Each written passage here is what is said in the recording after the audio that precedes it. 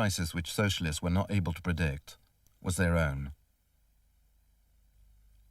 Socialism, once thought of as being inevitable, is now replaced by a socialism which is remote, at best half-remembered. Unable to state confidently its vision of the future, yet in the name of renewal and adaptation, impatient to shed its past.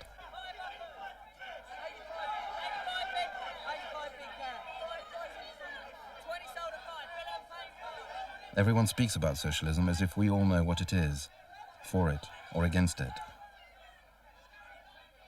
When people are saying farewell to socialism, this is a film about what it is they are saying farewell to.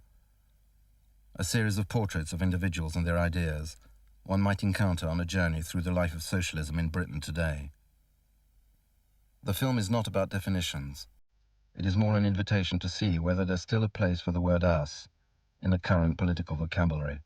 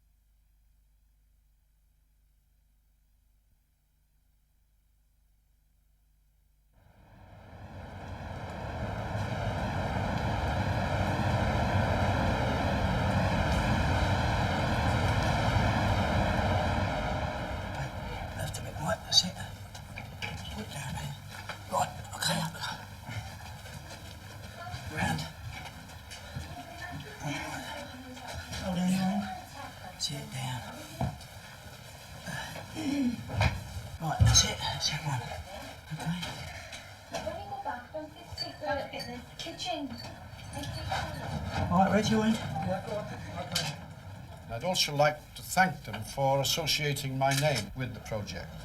It's not just my name, it's the fact that I'm associated with the pensioners' movement. We want to try to make sure that the voice of the retired population is heard by authority. And the more that we get projects like this, the more likely it is that further projects will be developed. Because the need for sheltered accommodation for retired people is very great indeed. So many old people live in disgraceful conditions and they need a good, warm and comfortable home, which these sheltered homes provide. We need more of them and more money spent in providing them. The great problem at the moment is that the central government is holding the purse strings and is not providing enough to meet the needs not only in Southwark and our inner cities but all over the country. There's a need for good homes of this kind.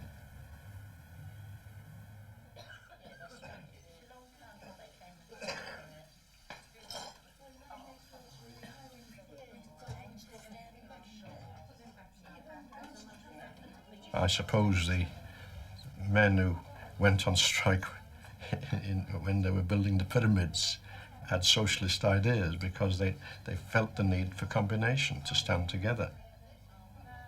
And over the centuries, men and women have found it necessary to combine.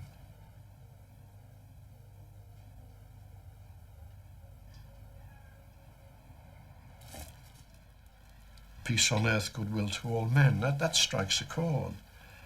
The Sermon on the Mount, raising the poor up and putting the high and mighty down, that strikes a chord too. The early socialist agitators and spokesmen did do that. They spoke of socialism in a way that attracted not enormous numbers, but a large number of people to believe in it as firmly as any person might believe in a religious faith who were disposed in that direction. And that's what we need to recreate. And you can sell the idea of socialism in the sense that I'm putting it to you, of understanding of the needs of people as being interdependent. You can't just stand on your own feet. But Jack, do you feel that you really are, what you're saying is really completely out of fashion? I mean, in a sense, we're living in what you yourself, after all, wrote about it to some extent, about new technology.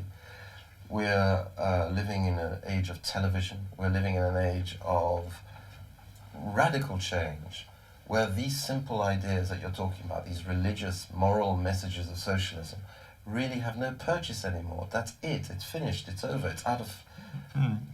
I know there are those who would like to feel that, but it's just not true.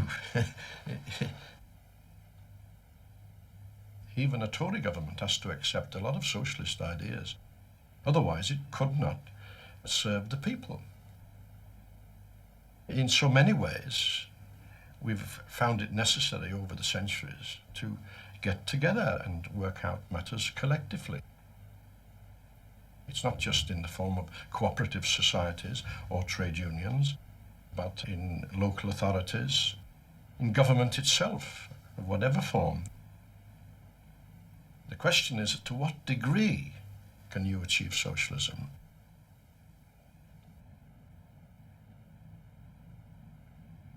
The issue before conference, let me put it clearly, is whether we maintain our word as a trade union, a word given by the full General Executive Council, all rank and file elected delegates, a word given also by the delegation of the Transport and General Workers Union, almost entirely rank and file members, at the special congress of the TUC last year.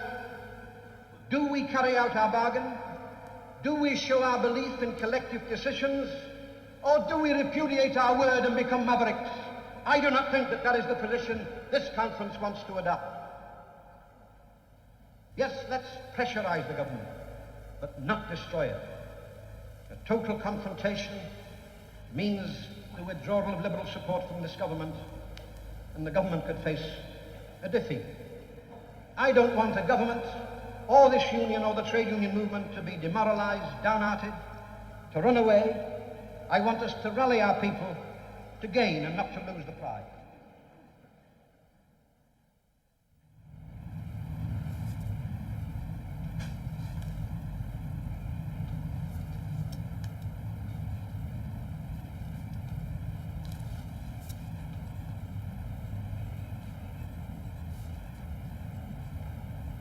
What I want to know is what they're going to do about that room there, because we're entitled to that luncheon room and it's just deteriorating. I gather they're going to have a luncheon club, aren't they? Ready? Yes. Told me this morning that's what they're going to try and get, but they've got to get some outside help.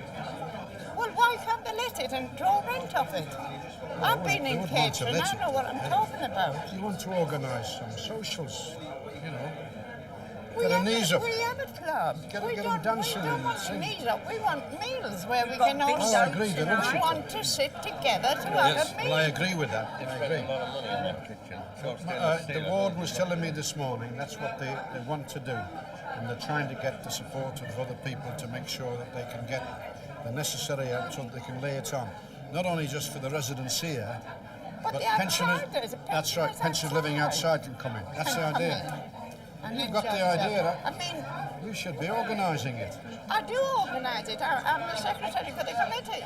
We can't tolerate a position where 30,000 old people in Britain die every year from illnesses related to the cold weather because we make inadequate social provision. An old lady, 83 years of age, living on her own, 2 rooms. And in the one room there was a table, a bird table, and there she was found dead. 6 candles had burnt down to the table because she was trying to keep warm with the warmth of 6 candles burning. Gas and electricity had been cut off by her own decision because she couldn't face the bills.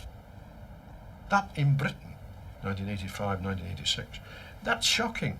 But it was typical of a lot of cases at the time, and it's typical of the problem now because we've not faced up to it. And I believe this, if there was more democracy, and socialism is democracy, very essential part of socialism is democracy.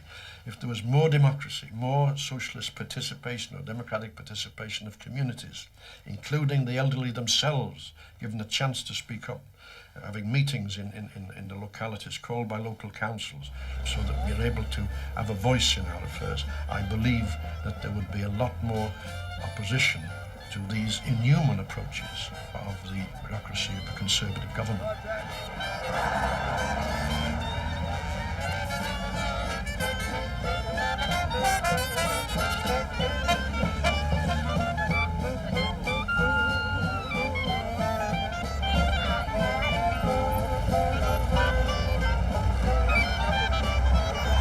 It's no use talking about Christianity or Buddhism or any other religion which uses phrases like "we are one of another" and ignoring the practical needs to put those principles into operation. So socialism is the very best of all the religions in the world, and yet it's not a religion.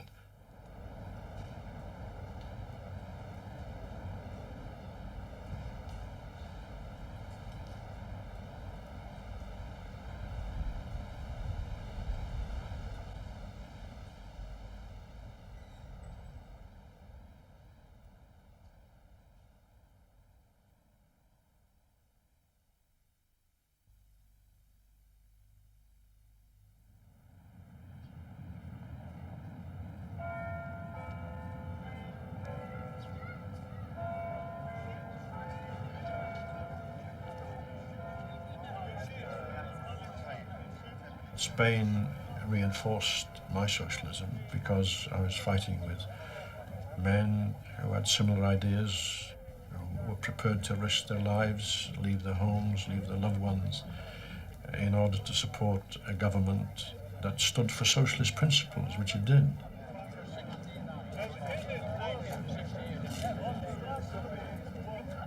I don't hear the word socialism talked very much about inside the Labour Party or inside the trade unions these days, and yet it was a clean word, it was a principled word in my day, and still is really in my thinking, because it represents the highest for people, that they should aspire to a society in which we are all helping each other, and we do get the best.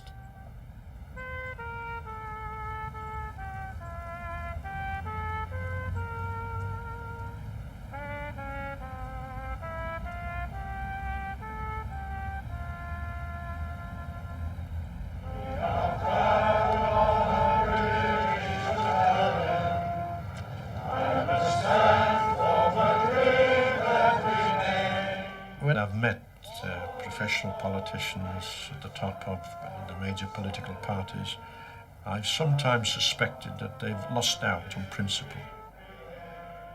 There's a tendency, the more people move into authority and get more career-minded, I think they begin to lose out because they lose the commitment to principle. Commitment to principle means not just saying things, but doing things.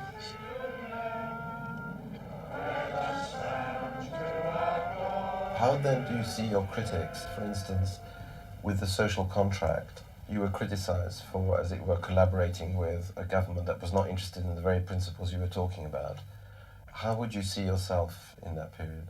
Well, I would have seen myself very much as trying to live out the socialist ideas I'd been putting forward. The idea was to assure the people that a Labour government would be on their side in developing the National Health Service, a housing programme that would meet housing needs, equal pay for equal work, and on the basis of a social programme which included subsidies for essential foods in the matter of keeping down prices, alongside that an assurance that the trade unions would try to work closely with the government in ensuring cooperation. And I conceived the idea of a flat rate approach. It means that the low-paid workers will get an increase beyond the cost of living. The average worker would probably be just about level, and others would have to make a sacrifice. There are times when people should pull their belts in the interests of the community. What I regard as a very good socialist and trade union principle. It broke down at the stage where the government couldn't maintain its subsidies, were obliged to apply certain public expenditure cuts because of the economic pressure, including the intervention of the IMF. Message for the Prime Minister. Yes. I personally felt they should have resisted. Good afternoon, Mr. Jones. I'd like to hand this to the Prime Minister. Yes, Mr. Jones, I'll do that for you. Thank you very much. Good luck to you. Thank you. As to whether the trade unions might have done more to prevent that big breach in '79 is another question. I still feel that in general the trade union movement has got a responsibility to try to maintain a Labour government if it's got one, and even a minority Labour government. Hello there. Hello, Derek. All right? You haven't moved in already, have you? Good afternoon. Yeah. I don't suppose Mr. Parsons here. He's not, I'm afraid. No. Will you convey this to him, I will, please? most certainly. Pleasure, Mr. Very Jones. much. Thank you. Bye-bye. I'm sad to see political defeats, but it's nonsensical to say farewell to socialism, because socialism is there when you walk on the streets. The very roads we walk on is a collective effort. Deputation will arrive about 2 p.m. following the rally of pensioners and Jubilee Guard. The fact is that if you build a society on credit, where you have more money around and goods being produced, it's bound to fail, and that's typical of the capitalist system. So I don't think there's much future for that sort of harsh capitalism.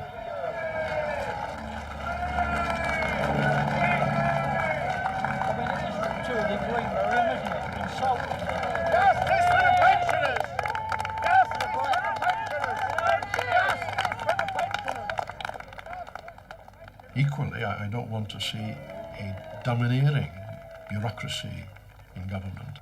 I want to see the greatest participation of people in deciding their own affairs. Quiet! Well, you understand. We've not got loudspeaker equipment, so I can only tell you that we've presented the message both to number 10 and number 11 Downing Street. Quiet! We have asked for a reply to our case, and when we get it, we will publish it in the various newspapers. So thank you for your support, and keep fighting. Thank you!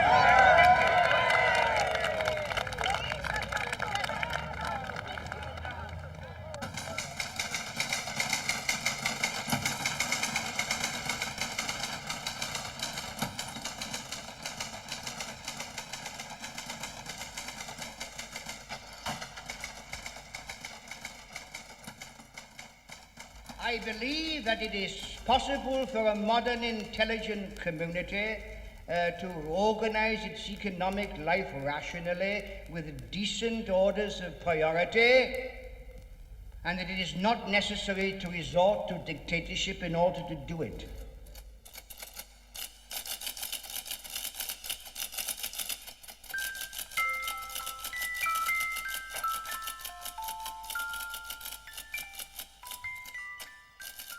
We are tired of inequality, sick and tired of it. Many of us are bitter. Our souls have been seared in the bitter fires of poverty and working class experience. We've said goodbye to all that.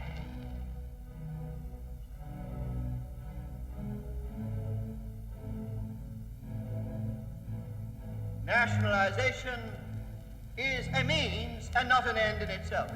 It's a vital means, and it's only one of the means by which we can achieve these objects. It's in that spirit that we should look at it.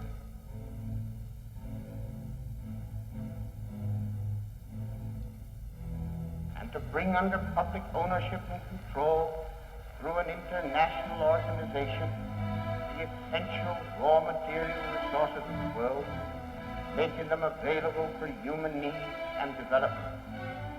All steps to curb the power and influence of high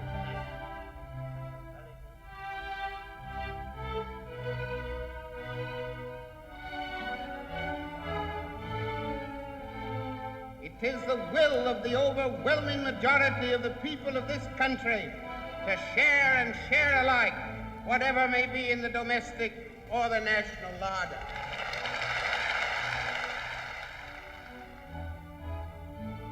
We are done once and for all, with the mad competitive economic system which spells poverty for all people and war as the outcome of that property.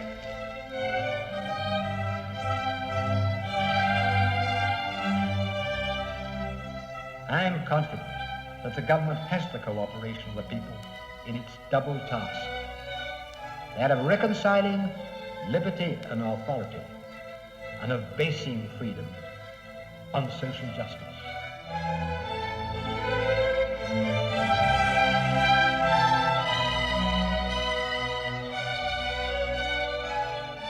If there had never been a case for socialism before, automation would have created it.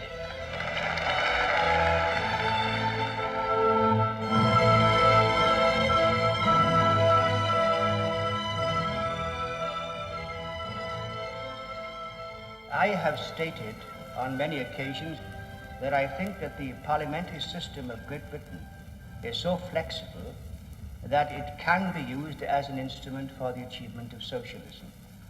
Parliament is sovereign. Therefore, there is no constitutional inhibition to whatever that instrument does. Therefore, I think it can be regarded as an effective instrument for the accomplishment of socialism.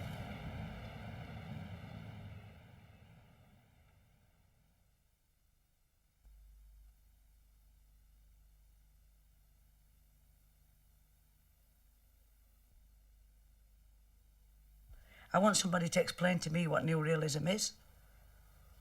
You know, where does that leave me? What is new realism? I mean, can't Labour Party say to me that socialism's dead?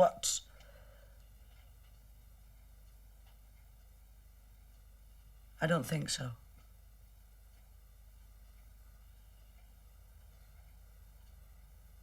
All these millions of people just can't stop caring, and it's just not possible.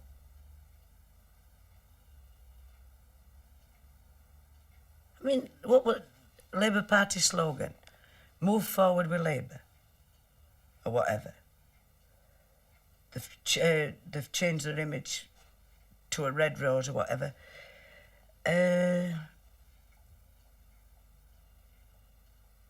I just can't understand it.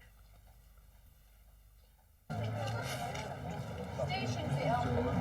I give you a leaflet? Look, I'm going to keep Willie and Brooke fit, so. Can I give you excuse me, look, can I give you a leaflet? We're campaigning to keep Willie and Brooke fit, so.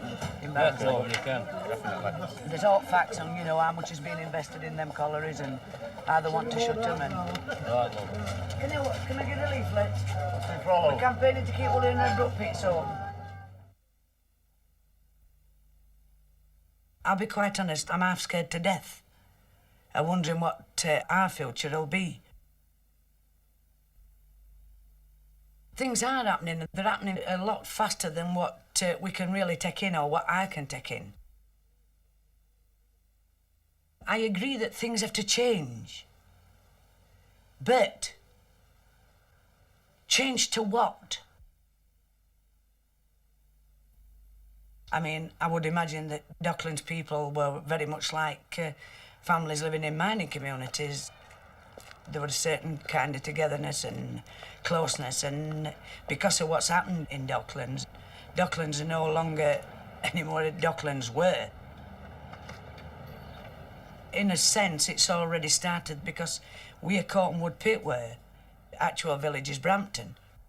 And this leisure complex and whatever else it brings, is it going to be a village that people of Brampton can live there? Are they going to be able to afford to live there? Is it all to be got rid of and new properties built up, you know, expensive properties? You have to ask yourself just what is in store for people like me.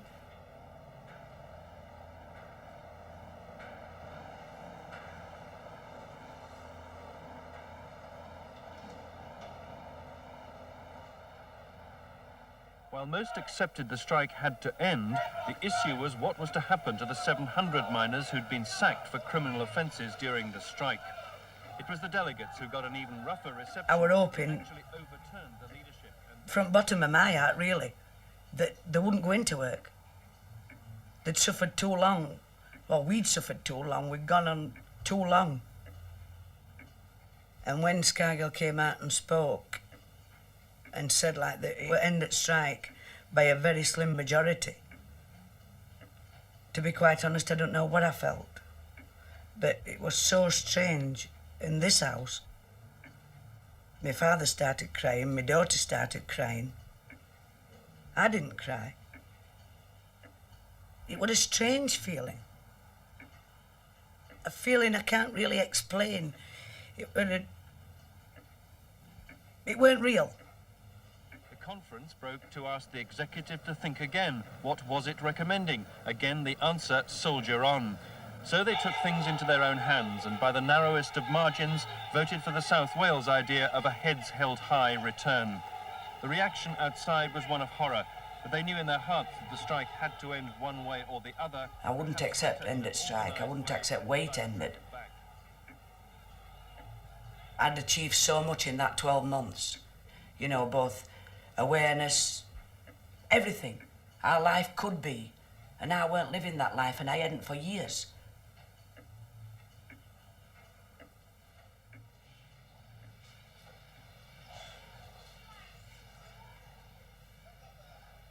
Day by day, it was getting to me even more, you know, that we had kind of lost strike.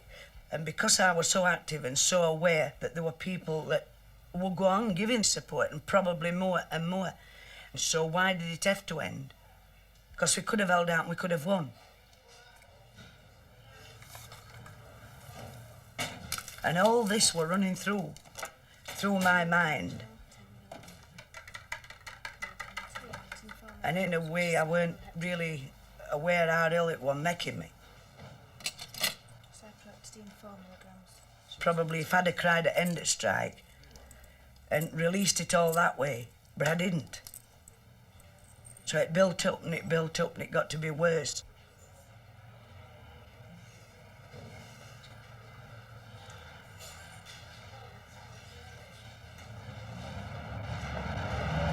Can I get you a leaflet, love? We're campaigning to keep William Redbrook pits open. Thank you. Hello. Can I get a leaflet? We're campaigning to keep William Redbrook pits open. Yeah. They wanted to close and we've cost 1,300 jobs. Yeah. Can I get a leaflet? We're trying to we've got a campaign to keep William Redbrook pits open. That's all service trade, that's all it is. That would be great if we were a tourist attraction, but as we're not, it's an industrial area. What is it going to offer them? No, tourism's a mining area anymore. I'm campaigning for Barnsley. I live in Mumble, but I'm campaigning for Barnsley. Because they're just going to wipe Barnsley off face of earth. If we're not, you know, if we don't stand up and fight against them. And Barnsley's being built on coal, and so there's these areas. So what do? Do we just sit there and take it? Or do we try and fight back? To suffer. While I was sat in that hospital, and I was looking round, I was feeling no better. In fact, all it were doing were actually depressing me even more, because I was looking at women my age and women older, and I just was thinking, you've one or two options. You, as you are now, and you start fighting back and fight for what you believe in, or you finish up like these old ladies and that what are in hospital.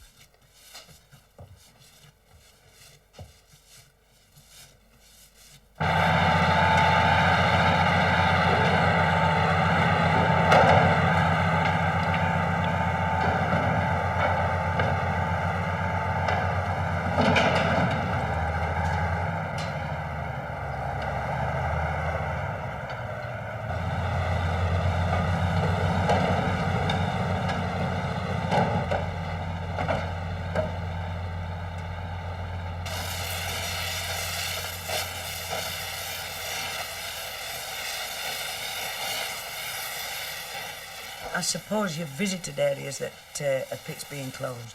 And when they tell you they kill a pit and it kills a community, and that's exactly what it does. People are left wondering, just like zombies not knowing what to do.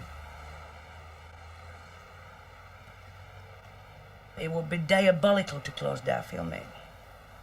It's got a decent future. There's mineable reserves there. So it'd be suicide. And to bring this town into a total ghost town.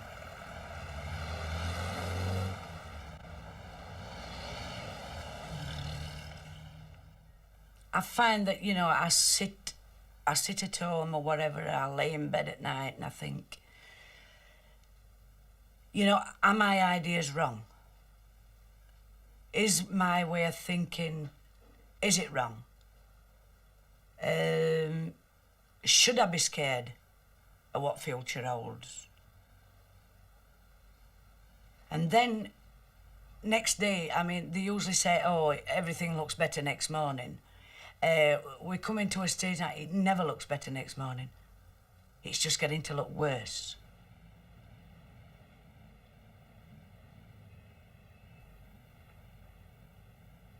I mean, I know what I believe. I believe that workers should have some sort of power. They should have some kind of say in their life. How their lives run, what they want out of life. Not what's imposed on them by capitalism. Look, this is what you're going to have. If we privatise pits, you're going to have to do this. Am I asking too much? Am I wanting too much? I don't know. I can only say what I feel.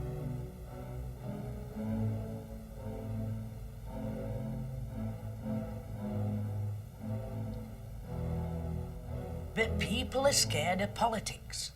They're frightened to death. They'll avoid politics like plague if they can. And that's why socialism is probably dying in some people's eyes.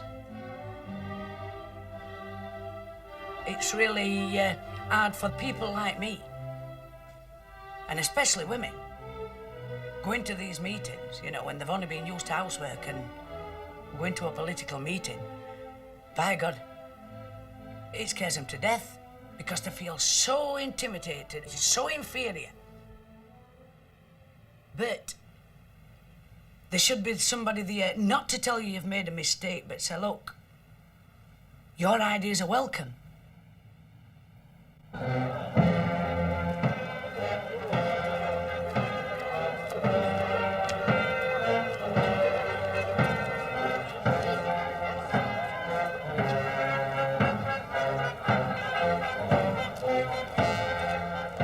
Am I wrong that change shouldn't take place?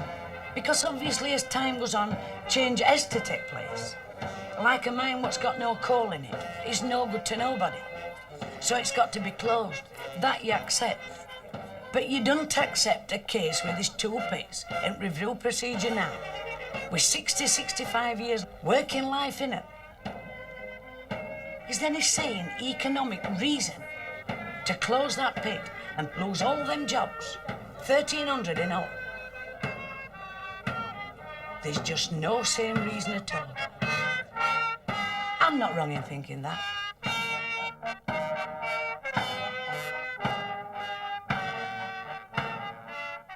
I didn't gain this feeling. I wouldn't say experience because it's more of a feeling to me. I haven't gained all this for nothing. I went into this with my eyes wide open. I wanted to learn. I wanted to learn why people like me were being kicked into touch. I wanted to know what reasons behind it. I don't know them all yet, but I'm learning a lot. Up to minus, I'd never come through struggle. I'd never been wealthy, but I'd never come through struggle like that in all my life. And, you know, I didn't think then, I didn't, that were going to be a taste of things to come. You know, and our industry, what we're going to be run down. I mean, I'm just scared stiff that, you know, working class people are not aware, for reasons I've given, whether they care to bury their head in sands or let progress take place, but they're not aware. And what I'd like to do is sort of reach out to people and say, look, this is as much your fight as it's mine. We can change society, but we need to be together. There's more and more people being put out in work, thrown onto the scrap heap. And some people, they're just sitting back and letting it happen. Because there's so much illiteracy in working class. And I don't mean that in a nasty sense. Because working class people are not stupid. I mean illiteracy regarding politics and political words and what have you. That kind of illiteracy, I mean.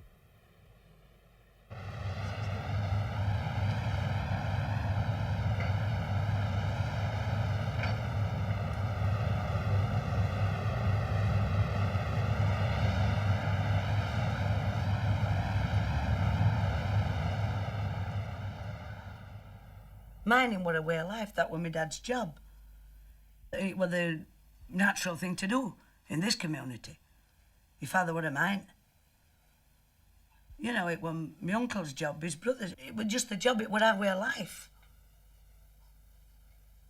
Going back in life, you know, I don't remember so many good times, but I can remember bad times. And I certainly don't want my granddaughters to grow up with that. I want them to be able to get a decent education, because that's what I sadly lacked. Possibly my own fault. And I can say to them, look, your grandma had to wait while she was in her 40s before she learnt this. Don't make the same mistake. Reason I've got a limited ambition for the moment is because that's all at this time I can achieve. I'm never going to be a capitalist, though. I'd never... No, money's never going to make me happy. I don't think it ever could. So surely, answer's got to be socialism.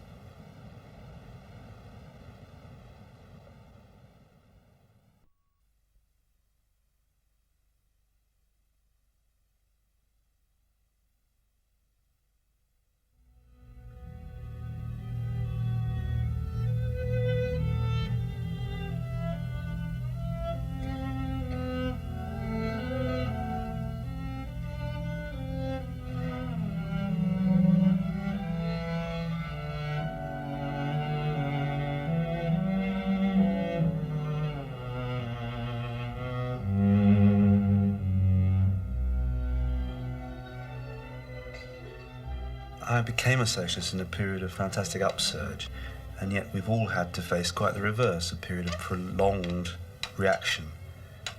It's quite difficult to adjust to that particular political trajectory. You know, you go up like a rocket, then you have this long, erosive period where things get so low you think you can't go any deeper.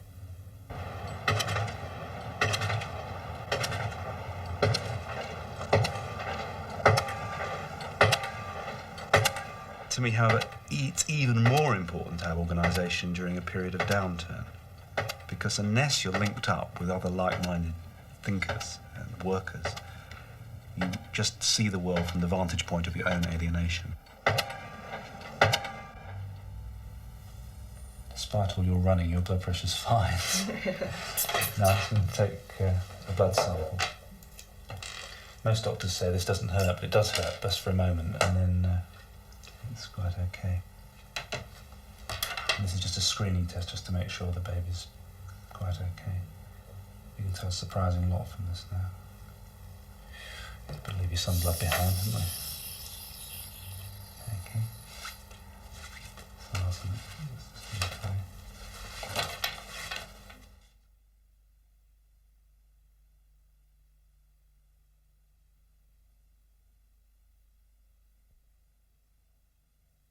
I think that we have a different problem than the one that Marx and Lenin wrote about, in as far as we have a developed welfare state. The capitalists decided they were going to pool some of their resources in order to create public housing and health service and so on. And we have a powerful and effective reformist tradition in Britain, which obviously didn't exist in Russia, and so they didn't have to worry about. And those two things require of the independent left that they are sometimes harshly critical of what the reformist people do in the name of socialism, because as we know from the record of the Labour Party, it very often garners the votes of working class enthusiasm and optimism, particularly after the war, and actually compromises in a way that the Tories don't. When the Tories get in power, they're very uncompromising, but Labour in power tends to be terribly weak, and on things particularly like Ireland and so on, but also on domestic issues, and particularly issues related to women, is terribly feeble. And I think that puts a duty on us to to be uncompromising about reformism and where it fails, and not to make excuses for them, but say so much more is possible. All right, you've given us the beginnings of a health service, but we have the resources to do this and this. To say that, all right, we've nationalised, but where's the workers' control? To put those kind of issues into place.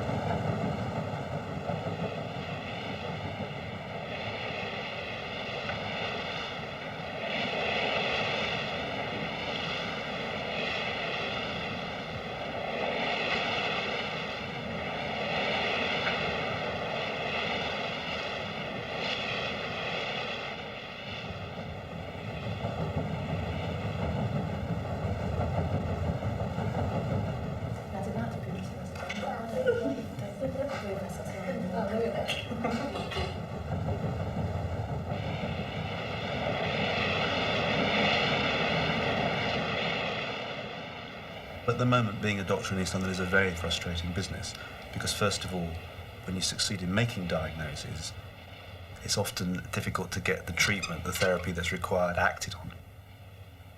But there's a bigger and more eroding sort of frustration when one realises that people's medical problems are only really very partially medical, and these problems are coming by default to us.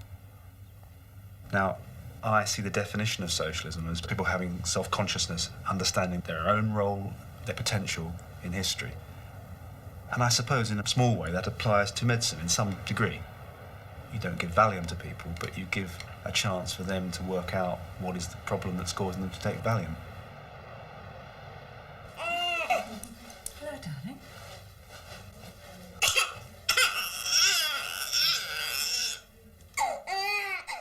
We'd like to see the health centre being a focus for positive health education in the area. How much trouble do you get with your sore throat? Is it every week? Yeah, sometimes every week. We would like to see it as a base, a centre of support and a place from which people went out to tackle the real root causes of so much illness. Heavy pain. How long you been like that? But that is very far from what is possible. Okay. To try and turn the table in this period is terribly difficult. Yeah, okay then. Have you just moved into the area then? That's fine. Yeah, what's your address? Arcadia Street. I've been having noticed I'm misleading. Can I get no money left? My microphone on. Oh, 1 minute. I'm not to. There's no hurry, love. No hurry. 2 o'clock. No, not working 2 o'clock. We don't start till 4. And a tackler.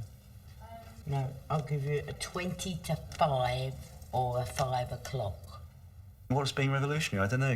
When I was young, I used to think it was going around with a red flag and barricades and things. No, it's not been that for 15, 20 years. It's been to be revolutionary. It's actually to defend reforms at the moment, to hang on to what we've fought for and what we've got. And maybe when things get better, we'll be able to go forward. But at the moment, it's a holding operation, isn't it? And I don't like that. I don't like holding on in the same place. I want to go forward, but we've got to, and we've got to dig in, and we've got to prevent a rout. We've got to prevent everyone just running for cover and giving up the ghost. And so to hold the ground and to fight for things like, aluminium frames and Meals on Wheels and high blood pressure screening systems in the present context is pretty damn revolutionary, actually. And to do that, you need to feel the support of the patients, and you have to feel that they want you to do it too. And they may think, oh God, he goes on about blood pressure a bit much, but it's got to be some feeling that it's worth doing, and they give you that a lot.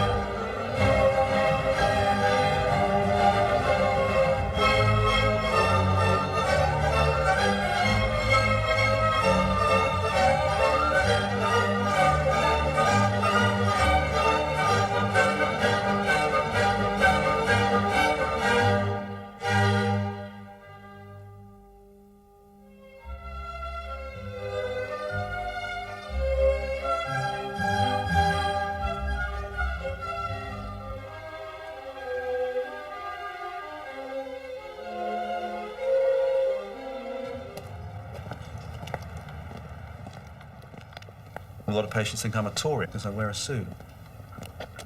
I don't push my politics at all, but I do hope that people are open to approach us about things like that. And when I have a patient who's been a shop steward and I can have a talk about, being Jack Jones's right-hand man, we can talk about those days and the Dockers and Pentonville 5 and what's gone wrong. And, everyone knows something's gone wrong. People want to talk about what happened. Where did it all go, Doc? What about Wilson? I love that. But it may be someone who's telling me about Bangladesh and the revolution that's going on in Bangladesh, or it may be some Vietnamese anti-communist who's come to Limehouse from Hong Kong. And I get a fantastic amount of input from all over the globe, and I'm very privileged to hear that. And if people want to tell me that, that's great.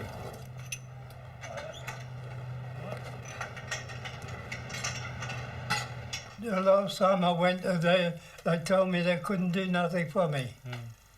Good, really, the glasses are none too good for me. Can I have a look at your foot now? Because I want to see how... I'll take this great big boot off. Does Mr. Singh come and see it, or the lady nurse? Yeah. Still quite swollen, isn't it? Yeah, well, I always put that down to the operation. If looked at rationally from the cost accounting point of view of the capitalist system, keeping the old and the very old alive is a waste of money. I don't think the system regards them as a good investment. They've done their bit, haven't they? I mean, once they've sweated their brows, they've served their purpose, really. If I want to tell you the truth, do you know what? I've carried 3 underweights. Really? People wouldn't believe it. I used to work at the Aberdeen and Dundee. Yeah. Mostly general cargo. But if you couldn't carry a ton of weight sugar, you wouldn't want it. Many a time I've carried the old 2 underweights all day long at that. Because the only thing is that you got that piecework. All general cargo was all any day work.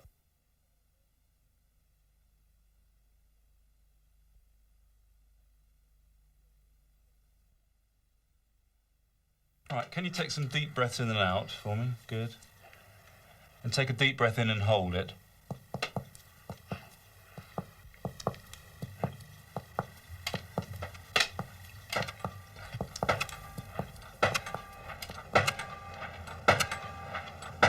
I'm not sentimental about a non-existent East End where everyone was knees up and going down the hopfield. I mean, the 19th century in East London was a period of struggle, racial prejudice, fighting, of tremendous business organising, people who were considered absolutely unorganisable. And I sort of think that the present situation is curiously similar, that there is a new phase of capitalist expansion through the financial part of the city, not the manufacturing part, which has chosen to land itself on the Isle of Dogs.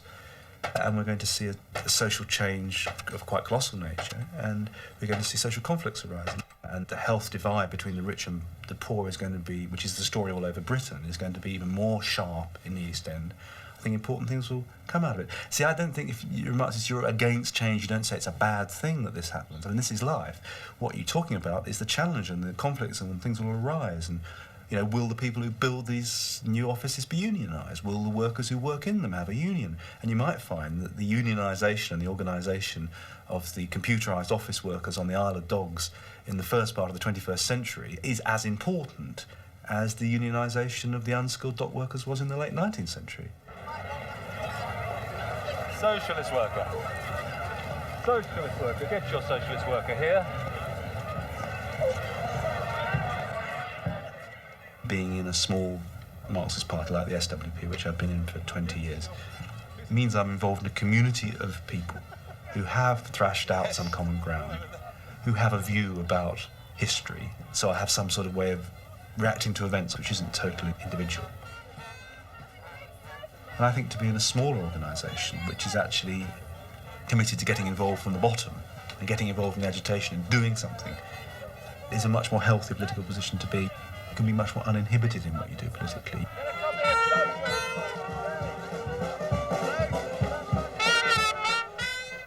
You can think always of the end, the larger goal, instead of being constantly restricted by what might lose you the vote in the next council chamber sort of thing.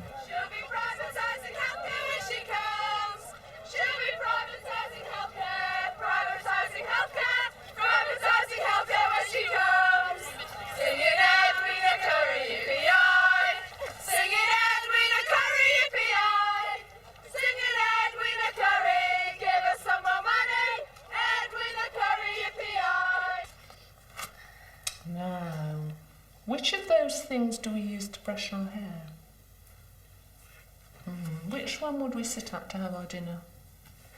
Table. Yes, and what would we do in that? Part of the delight of being in a health centre is to see that when it's going well, there are 30 or 40 people working under one roof of very many different disciplines and skills. Car. Yes, what's that? A gill. Yep. No. Gum. Gum. Yes, can you say drum? Gum. Okay. What's that? 20 years on, I now look much more affectionately at things like the health service and the education system as we see it being chopped away. You realise it was much more important, and we were very blasé about it. When you actually have the headphones on, the noises are very, very little, so you have to listen quite hard.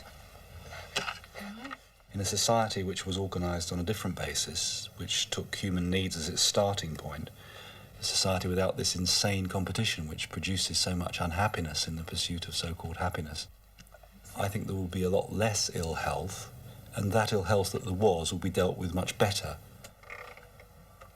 Okay, listen. Good girl. But that really would be talking about a very, very different kind of society. And it's very difficult to imagine how we, in our society, would get there. But that's what matters, how we go from where we are now to there.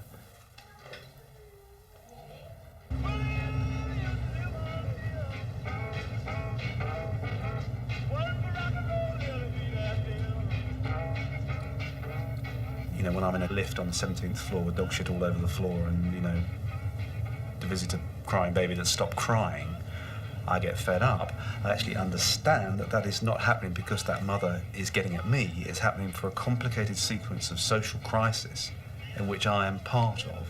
Not the solution, mind you, but actually at a point where I can see the social consequences of words like cuts and unemployment. I see that mother with no one to turn to, scared stiff, on the 12th floor.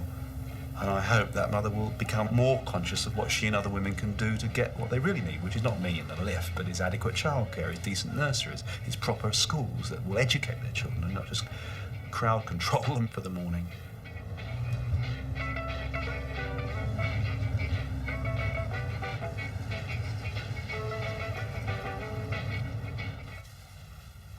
No pain, no pressing. Okay.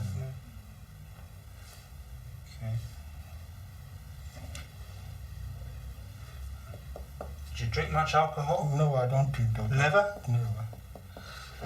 Wise man, wiser than me. I think working with ill people and working with people in crisis puts a microscope on life. You do see things more intensely, and you see choices and possibilities and difficult decisions more intensely, and that heightens your awareness of what life's about, heightens your awareness of how quickly we're all getting older, how little time we've got on this planet, how much there is to be done, and how easily it is to waste your time.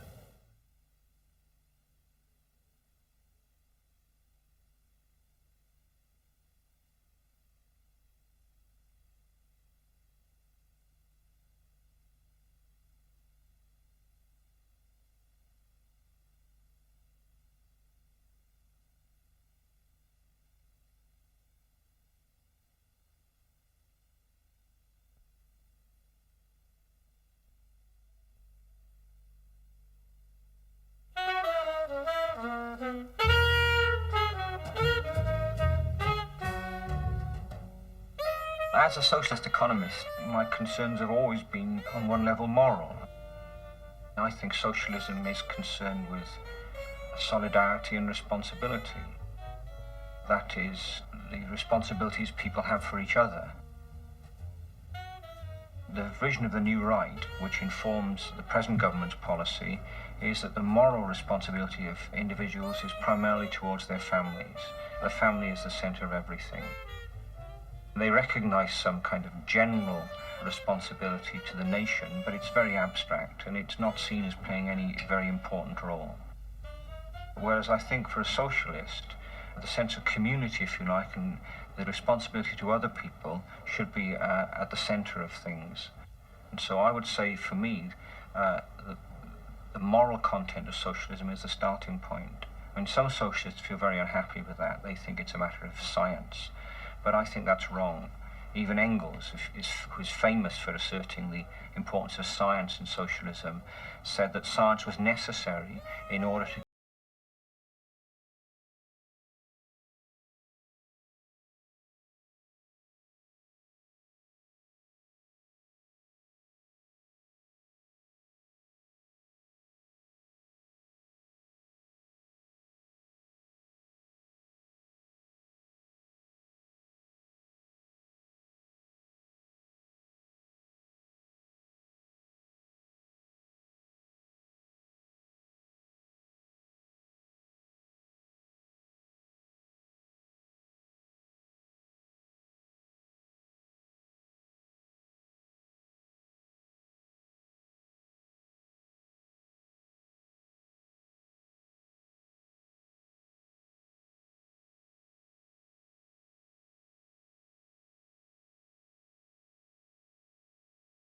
are frequently recruited from the most vulnerable sections of society.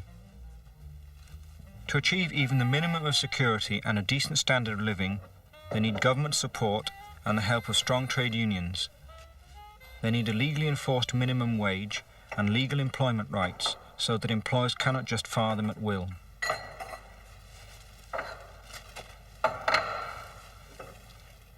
Since coming to power in 1979, the government have removed much of the support that was available to low-paid workers. In the public sector, privatisation has been used to force down wages. Low-paid workers, we are told, are pricing themselves out of employment. Only by forcing their wages down still further can work be found for them.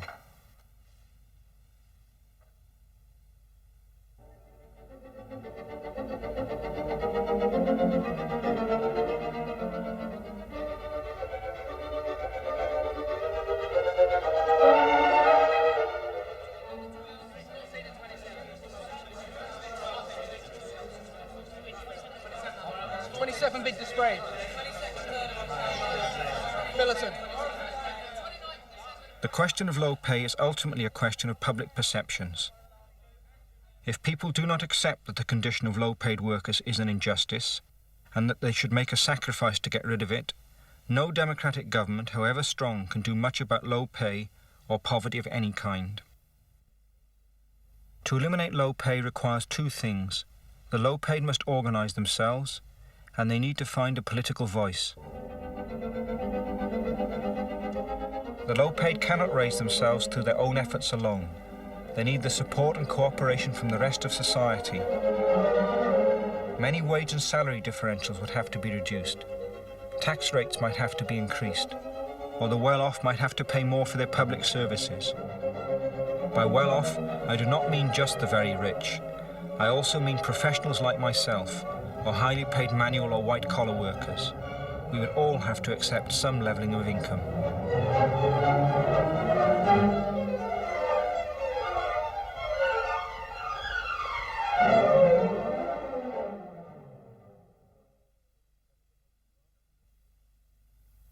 Some of the most advanced and modern economies in the world have a highly developed sense of social justice. The Nordic countries, Norway, Sweden and Finland, are the most obvious example. Nobody can accuse these countries of being old-fashioned or claim that their passion for social justice has made their economies inefficient. The key to the Nordic countries, in my view, lies in the fact that their trade unions are extremely strong, organising around 70% of the workforce. Moreover, these unions embody in their own practice the idea of social justice. They don't just make general calls for higher wages for the low-paid. They accept that this will require sacrifices from their more well-paid members. For decades, they have pursued a strategy of what they call solidaristic bargaining, whose aim is to eliminate low pay altogether. In doing so, they have provided a moral lead for the whole society. If we want to increase the income of low-paid workers like cleaners, the most fundamental step for the labour movement to take is to recognise that low pay really must be a major priority, and that a radical shift in the present structure of wage differentials is needed. As a socialist economist, my primary concern is to reconcile two basic goals, equality and prosperity. By equality, I do not mean complete uniformity of incomes, but a standard of living for everyone, high enough to ensure that no one is left outside of the circle. Skill, hard work, responsibility and initiative must all be rewarded, but inequality is only justified in moderation, and only if it contributes to wealth creation and prosperity for everyone. This is not the kind of inequality we have in Britain today. What our country needs above all is a strong manufacturing sector. Without it, we have no hope of eliminating unemployment and achieving prosperity. Yet the amount we pay industrial managers, engineers, technicians and scientists is often well below what people of this calibre can earn in the city or abroad. Since we need these people, we must pay for them. This is an awkward fact of life which every socialist must accept.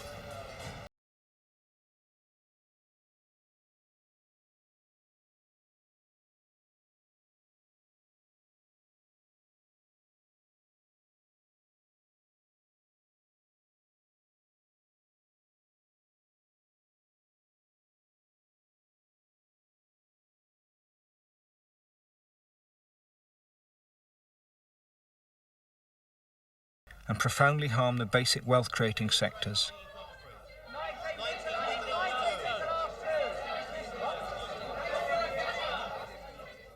There are also many low-paid jobs in the city. In fact, the city is the Tory future in microcosm. Speculators flaunting their wealth with a host of low-paid cleaners, waiters, shop assistants and the like to service them. The City of London is a useful source of income for Britain, but it's not vital, despite the endless propaganda we hear about it. Total city earnings account for just 8% of British exports. There is no large country anywhere in the world that can live primarily on finance.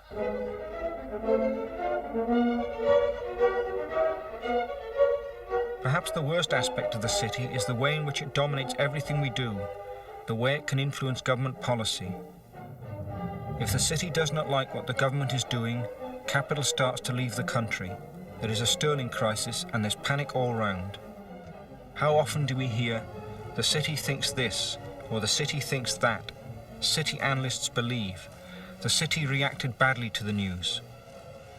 No other group in British society gets this kind of attention or has this kind of influence.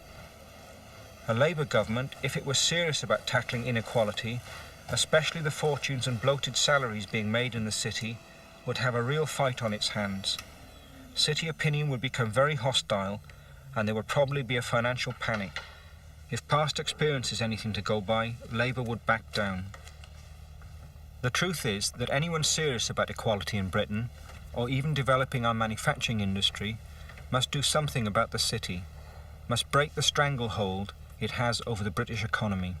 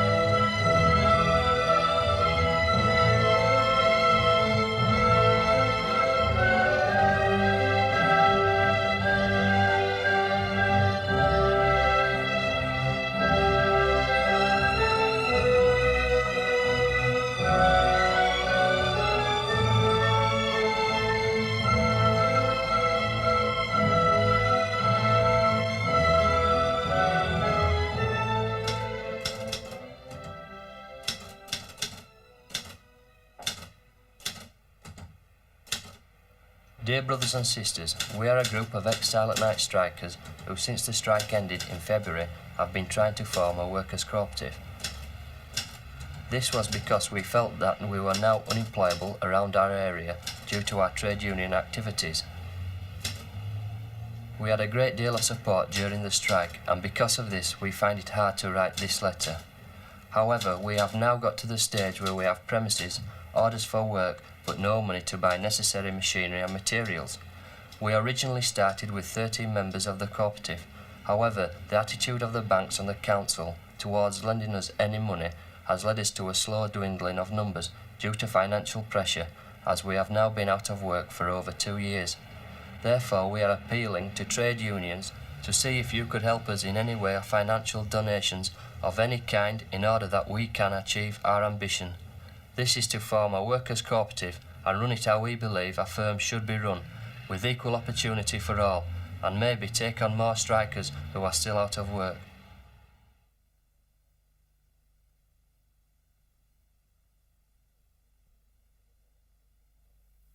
Can you tell me, what are the news of the Co-op now, up to date? Depressing, really. Depressing news. Still fighting to get it going, but the banks, both banks have turned us down because of lack of finance from our point of view, not being able to put any money into the Co-op.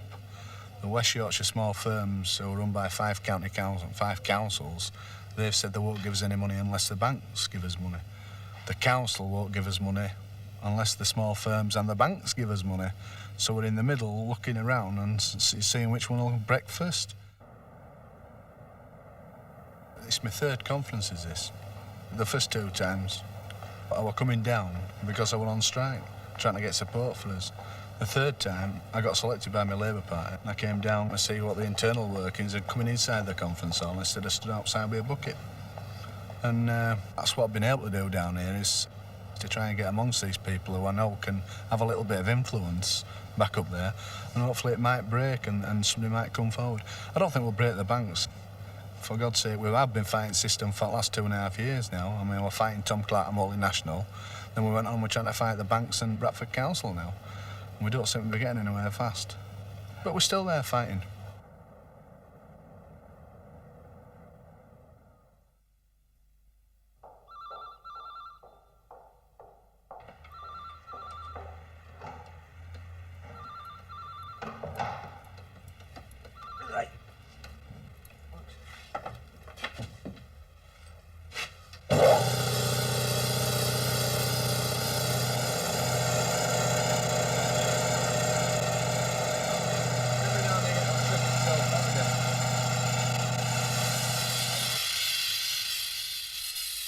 Adjust that now to whatever pressure we want to work at. Between 50 and 95. That's it.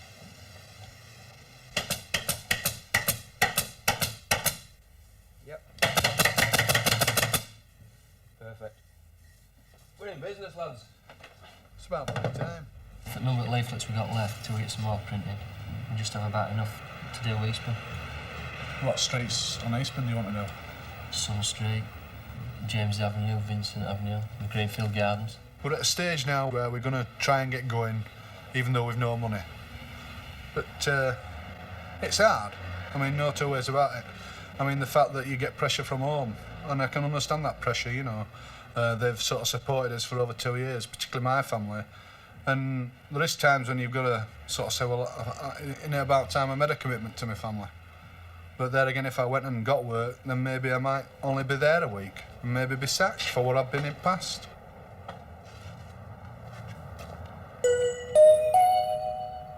Cravendale Furnishing, the new name in reupholstering and upholstery repairs. You choose the fabric, we do the rest. For your free estimate, call Keithley 680051 or Steeton 56145 or write to Unit 46, Mantra House, Keithley, West Yorkshire. As far as the whole concept of a workers' co-op, it's there for equal opportunity for everybody, equal pay. And I think that's how all firms should work. And I think it's the ideal situation to be in. And I think that is socialism.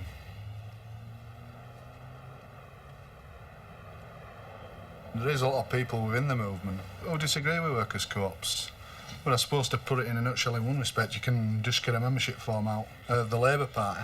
And it says in Clause 4, it says, to secure for workers by hand or by brain the full fruits of their industry and the most equitable distribution thereof that may be possible upon the basis of common ownership. And that's what we wanted to do here. We don't want to make millions, we want to make a living. I started work at Silent Night 18 years ago. If anybody had told me then that I'd be in this position now, fighting out on strike, lost my job, everything else, through this type of cause, I would never have believed it, no. I'm struggling very badly, personally. I'm main breadwinner, of course, in this house, being a one-parent family. There's only myself and my daughter. With nothing else coming in anywhere. It's affected the town quite badly. The town's quite split. Well, it's split into strikers and scabs. There's no other way to describe it. Like I said, we followed legislation, we balloted on striking, we followed every law that they've got at the moment, and now we're left on the scrap heap. We're still on strike, yet we can't get dole and we can't get social service. What you're saying is, at the moment, a lot of rotten things are happening in this country, and they're going to go on being rotten until we can change them. I'm going to go and listen to Neil Kinnock explaining how we're going to do it in 2 minutes' time. Can we hope to see you on our picket line? You can't expect to see me outside London for the next 3 or 4 weeks, but I support what you've been trying to do, and it's recorded on at least 2 microphones and at least 1 camera, so you can hold it against me over the future.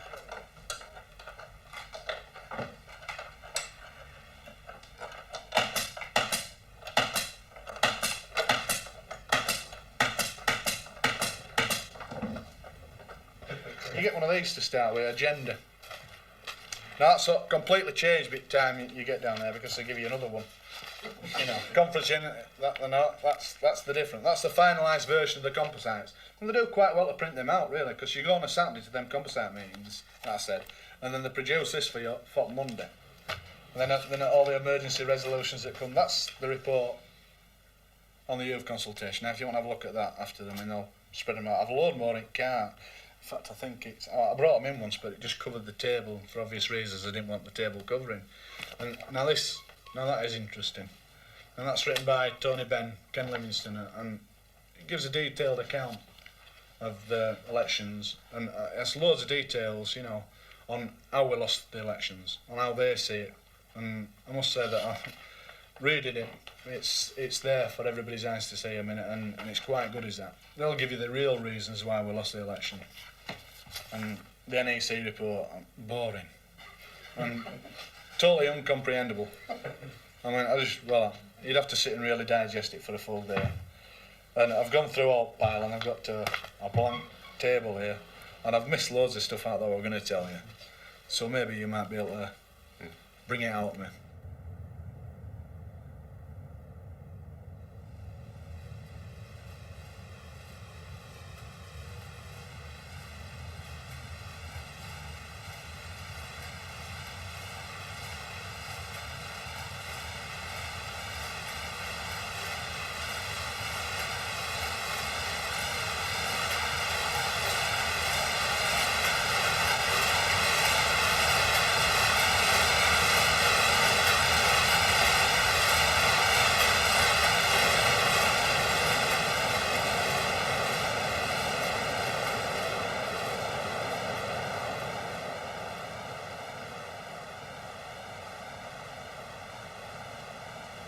If we can get out and get the work in, there's no reason why it shouldn't succeed. I mean, we're coming up to Christmas. So the last 2 years we've had our chip at Christmas, so it's not going to be not new to us. We know what's ahead of us from what we've experienced in the past. Financially, that ain't really worrying us. The worry is that we don't get the orders in. I mean, we've been turned down by banks and by other groups, and we've decided now we've got to go. We've got to go on enterprise and make a go of it. I mean, we're down to 5 people now, we've said before. We've lost people. My brother, he's had to drop out now. He got offered a job and he couldn't really turn it down. He didn't want to leave, and it was a hard decision for him, but it was a case. He knew, and same as Kenny, they knew they got these jobs offered. It was a case, if they could take the jobs, then the Co-op could get off the ground. Because with the numbers we had then, we'd have had to pack it in. We couldn't have gone. We couldn't have started. There are those who appear optimistic. The Chancellor's Exchequer is one. So too is the chairman of the Stock Exchange, Sir Nicholas Goodison. As he told Jonathan Charles, while small investors may have got their fingers burnt, they have been taught a fundamental truth. They've learned a salutary lesson that assets do go down in value as well as up in value. Your house goes down in value sometimes, you know. The market here has lost about 500 points in 2 days. How long can it go on for? Well, it can go on to naught, theoretically, but that's obviously not going to happen, because I believe that people will collect their thoughts, will realise that the UK is in good shape, and realise that the problems of the world mainly centre on countries other than the UK.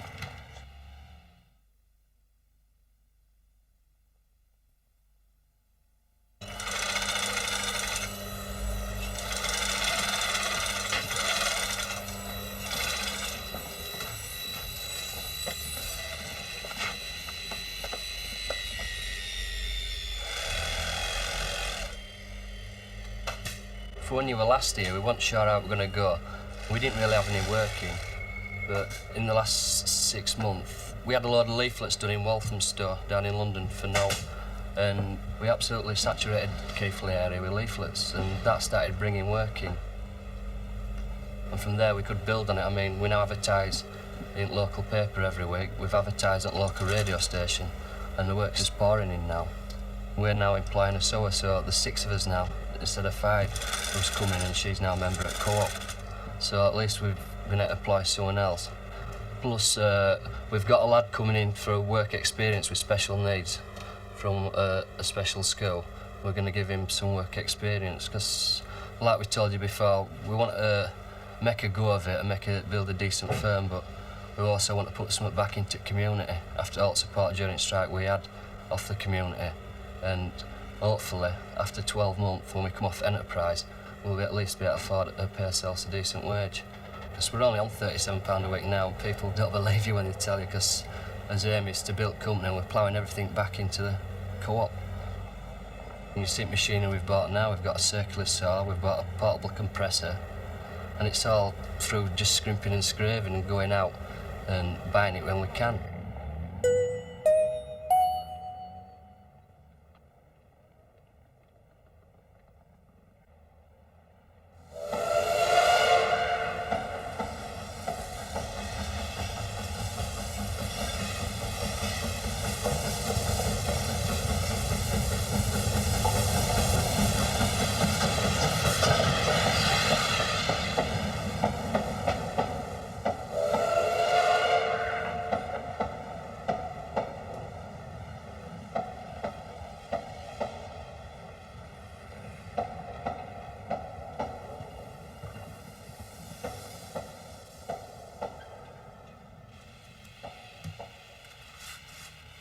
On the financial side, with me running the books, it's very difficult for us.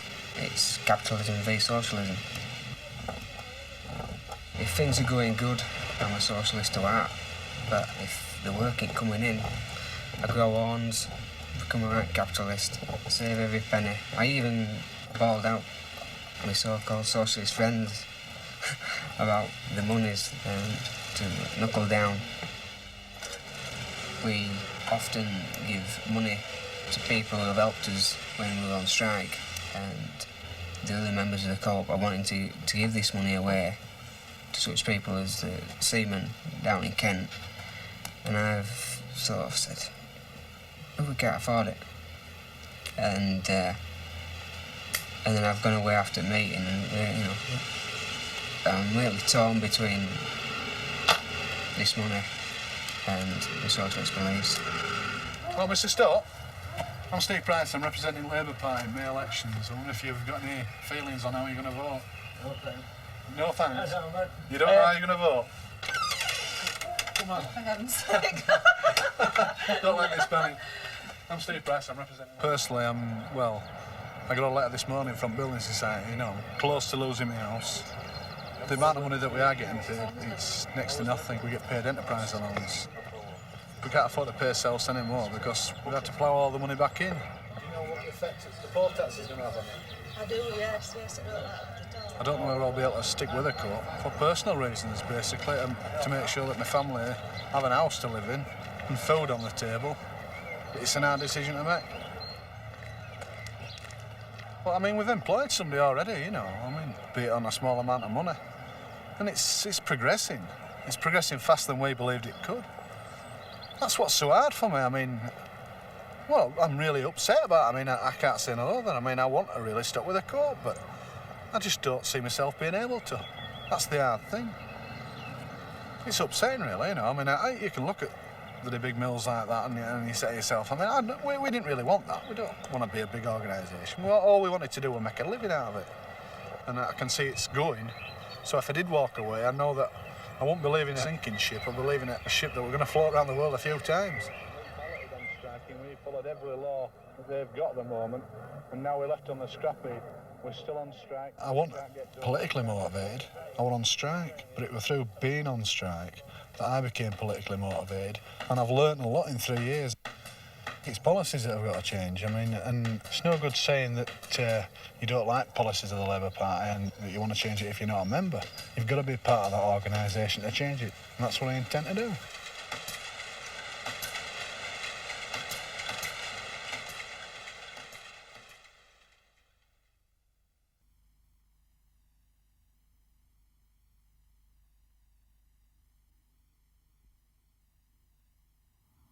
Mrs. McGoldrick was suspended from her post as head of a school in Brent because she was suspected of being a racist on the basis of a remark she is supposed to have made in a telephone conversation. That, in sum, is the beginning of the whole McGoldrick episode. There were not enough teachers for the number of black children in the schools, and Brent's anti-racist policies, which included the recruitment of more black teachers, against which Ms. McGoldrick is supposed to have jibbed, was an important policy. It was restituting the balance of injustice, if you like, in terms of practical policies, in terms of the children. But since the policy was not thought out, I think, correctly, it appeared as though the fight to get in black teachers, which was a means to an end, had become an end in itself. The purpose is, in any battle against racism, is to improve and enlarge the conditions of life for everyone, not to get special treatment for black people. There was a need to bring in better education for Brent as a whole. In other words, there was an issue of class, of differentiation on the terms of a class basis that needed to be fought out. But this was fought out on the terrain of race, and therefore it confused the issues. The other reason, of course, is that by personalizing racism, by reducing racism to a matter of attitudes, to a matter of opinions, to a matter of prejudices, you are saying that by changing the individual or his or her personality, you can change racist policies. Personalizing racism to Ms. McGoldrick and then dismissing her did nothing to remove racism from the social institutions in Brent. Finally, if we are socialists, we have got to also examine the type of Marxist thinking that has given this type of personal racism a habitation and a name.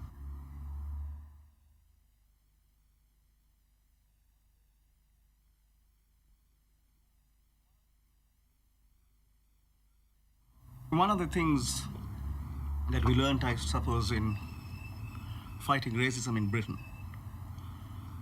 is that the relationship between racism or racial oppression and exploitation were very closely linked, were symbiotic. But one of the things that happened in the post-war, immediate post-war period was when Britain and the rest of Europe imported a whole lot of labor from the third world countries. Britain from its colonies and ex-colonies.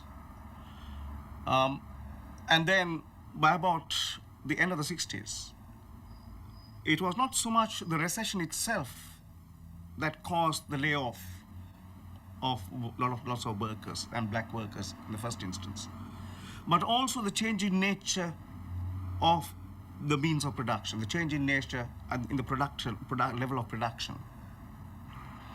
And then when we began to look at the whole reason for this, we found that capital was moving to labor in the third world countries, moving to Southeast Asia, for instance, moving to Brazil, moving to other third world countries, rather than importing labor into the metropolis.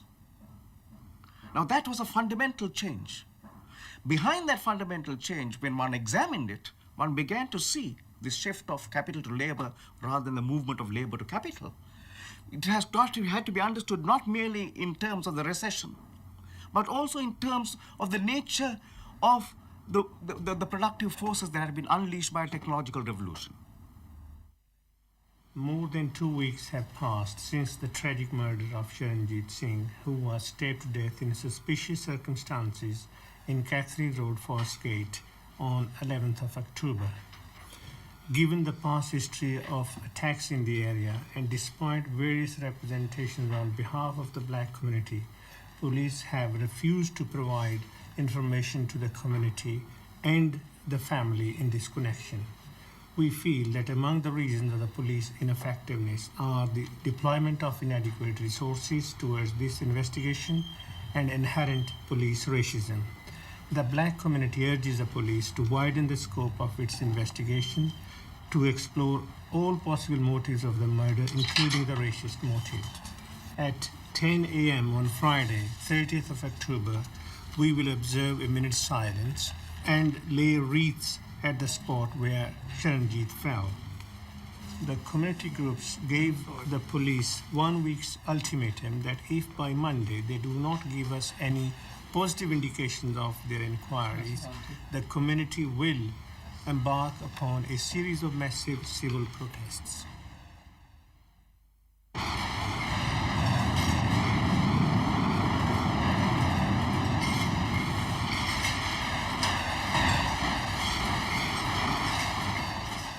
One of the reasons why people have despair of socialism is because they have not understood the nature of the qualitative change that is taking place within metropolitan societies. On the one hand, we have the orthodox Marxists hanging on to the old era, bring back full employment. Full employment is a thing of the past. Unemployment is going to be a structured aspect of the new societies, whoever comes into power. But the orthodox Marxists still cling on to the old working class as the agents of change within the society. Old working class, which has now decomposed and reassembled in other formations, moved sideways, moved up, become unemployed, become never employed.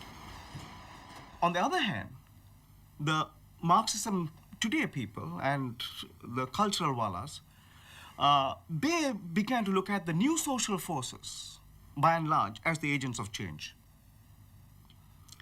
So that the women and the blacks and the ecologists and the CND folk, all these people were going to get together in all sorts of alliances and bring down capitalism, a pluralist socialism.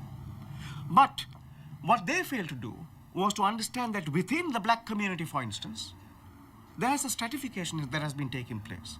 There is no longer a monolith working class black community as there was, so to say, in the post-war era, in the immediate post-war period, when we all first came in.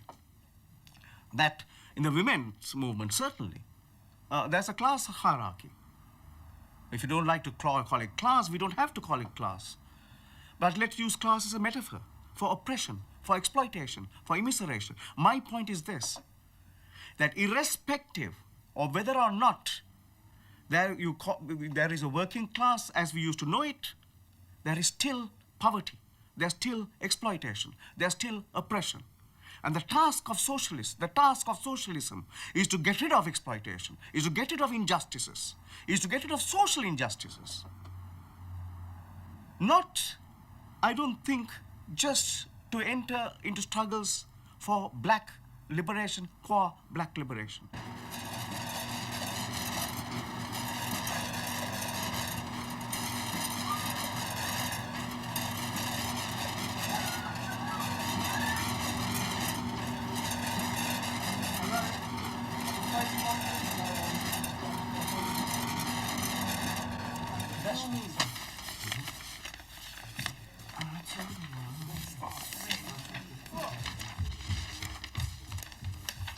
Mango, there's one going to David Burton's house. The struggles of black people, qua black people, which was forged in the 60s and the 70s, and particularly the uprisings of the youth in the 81 and 85 uprisings in the inner cities, those struggles allowed a social and economic mobility for a black middle class, which was not there in the early post-war years.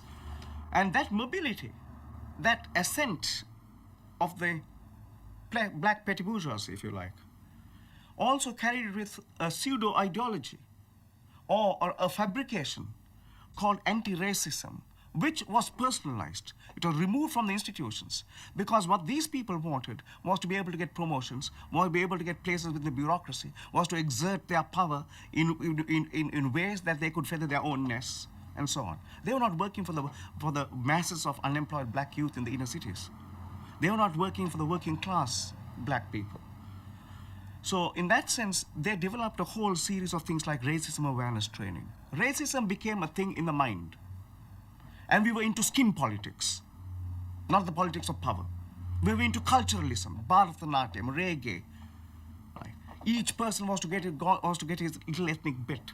And of course, the Labour left councils were partly to blame for this. They took over the struggles of the black middle class rather than the struggles of the black working class.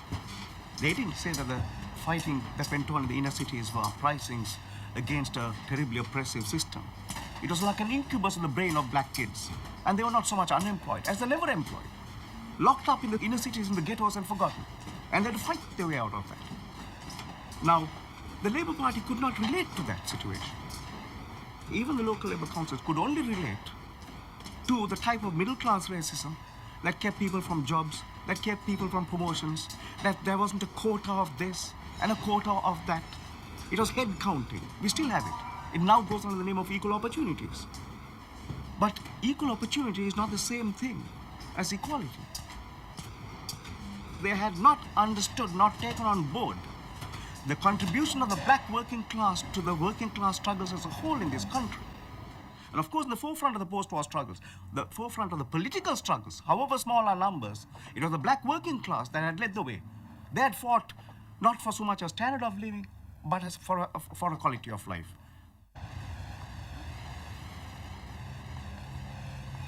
No, we're not saying that it's racist. What we're saying is that people shouldn't rule out the fact that there could have been a racist motivation behind the stabbing. Our dilemma is the fact that to this date we've had no indication from the police as to why he was killed. He had property and he had money on him to quite a value, and none of this was taken. So we're left in a bit of a quandary.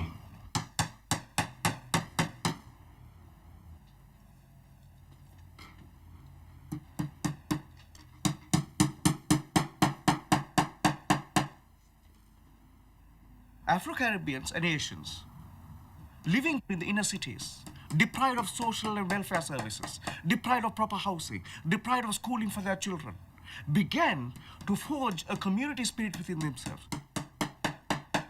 The struggles of the black working class in this country has been, by its very nature, because of the racism in the trade unions, because of the parliamentary racist system, because of the racism in the institutions and the state apparatus, the struggles of the black working class in this country had by force had to be extra parliamentary, extra union, and extra institutions and working organizations of the working class. Therefore, it led to a politics of community.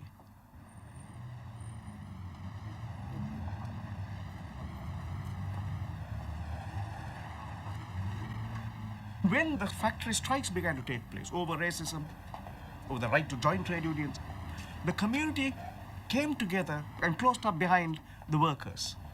So if the workers did not have the money because they were not unionized to carry on the struggle, the community provided the food. The small landlord said, doesn't matter about the rent, we will pay it, you carry on. So they came together as a class and as a community, as a people for a class, if you like. And that is how black was born. It was a culture of resistance that brought that community together. He was carrying 300 pounds in his pocket. Money wasn't touched. And there was no struggle of any fighting. And community is really worried why he was killed. Now, we live in this borough. we work in this borough, we produce wealth for the borough. And Charanjit was doing exactly the same. And we deserve protection from the state, from the authorities. We shouldn't be afraid to walk on the streets here, whether it is day or night. Now, Charanjit lived only a few hundred yards away from me. He was stabbed to death in front of his house, and house is a man's castle, and a place where he feels secure and protected. But we, the black community, do not feel secure and protected, even in front of our own houses, in our own homes, and on our own street. Technology is going to break up the working class. To understand what sort of new socialist society is required of us, we have to look at what's been going on within our own societies. And where I think that you find some of these prefigured is in the struggles of the black communities. And clearly, for me, within the history of the black working class in this country in the last 30, 40 years. So he has to fill all the forms again. Right. And start from fresh, and that's what has happened now. They've made it into fresh claim. What's the age of your dad? Oh, 57. He's 57. 58, sorry. 58. Yeah. And he's signing on? Well, he's still signing on. He's been told to sign on. Well, he was not supposed to sign on. He's over 50. He should be. More and more, as monetarism begins to throw out old people and the disabled out of the ken of social and welfare services. What he's worried about is the fact that it's demanding you have to go to court. And the other areas of society become privatized. Raise their children. More and more do we need the community to get together, to look after their old, to look after their children, to reach out to the disabled. And in that sense too, I think the black community has something to teach us. And how many children? Sorry, Two. You said two. How old are they? One is 7. Of course, the community itself has been broken up from time to time, but it has re-aggregated around cases and in the course of turning cases into issues, which is the number of political struggle. Because obviously it was their era.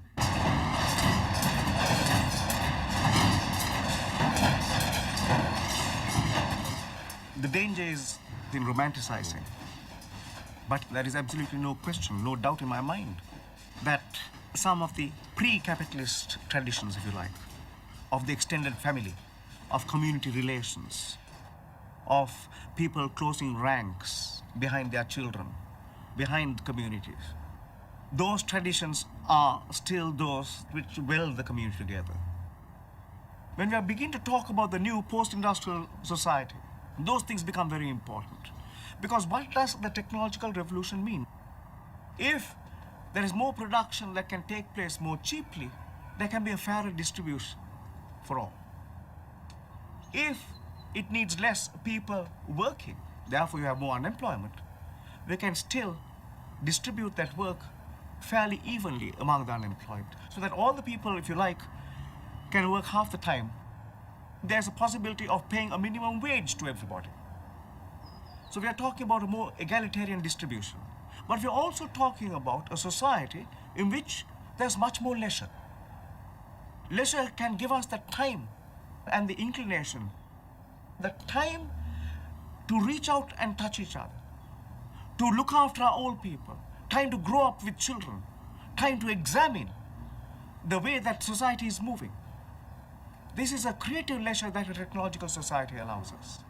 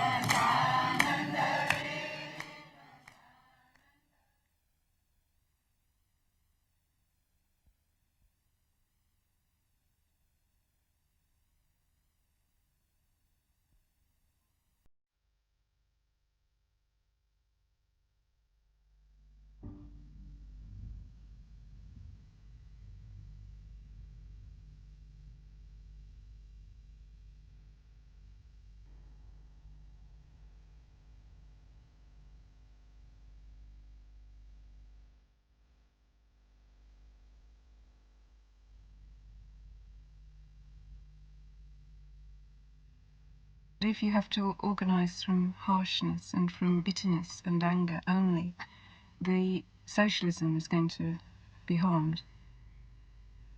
But I think that's unfortunately the way that the government is pushing people.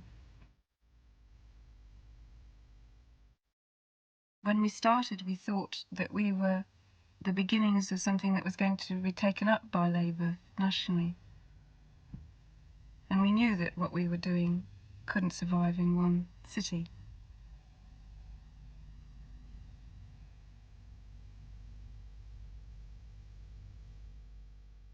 But I think that my approach to socialism is that it has to come through people themselves working out how they want something, rather than a tightly organised group of rather bossy people telling them, you know, this is how you proceed, forward march. Because then you just get a tiny little group of people marching very smartly forwards, and everybody else doesn't follow.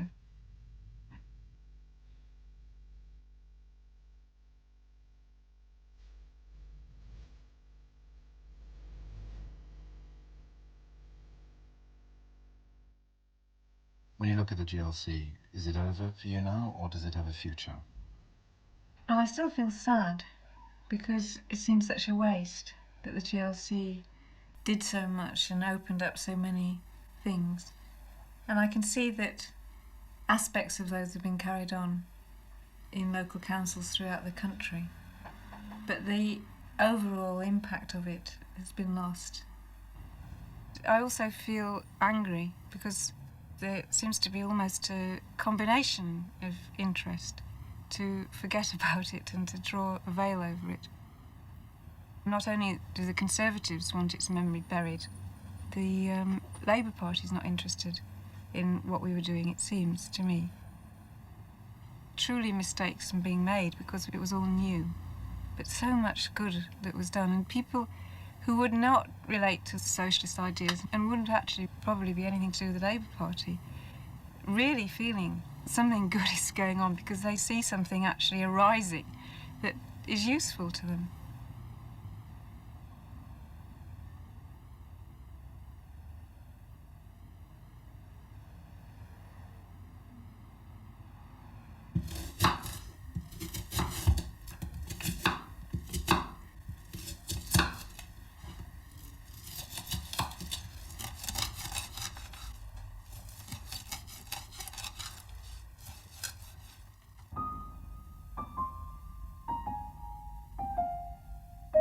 You can see the need why somebody wants to have some overall fixed structure, to freeze something and to capture something and to make it all change in an orderly manner. But I feel there's a tension between making a plan and a policy and then going back to the original reason why people started to move, and they're still saying that's not quite really what we were thinking of. We inherited this very fixed notion of welfare as being that you have something inside you which is a need, and you sort of inject, therefore, the welfare to fill that need. Whereas, in fact, of course, people's needs are always changing and growing and moving.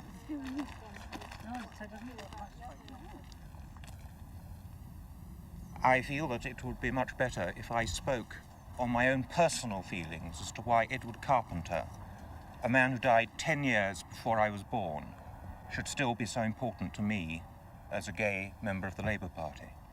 He deeply believed that all of us who are oppressed should not take our oppression away into a quiet corner, or even fight it on our own. But we should learn about each other's oppressions and combine to try and change the society in which we live.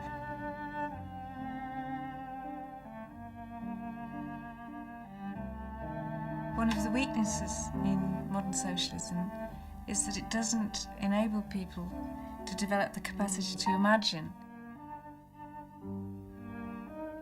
A lot of the ways in which the Labour Party gears its policies is to try and fit in with what people already accept.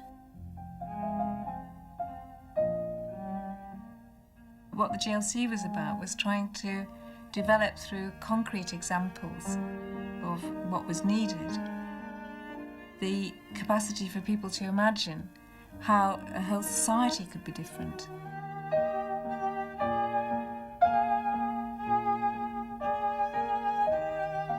He was also the first Englishman to come out as gay publicly and to talk about his sexuality.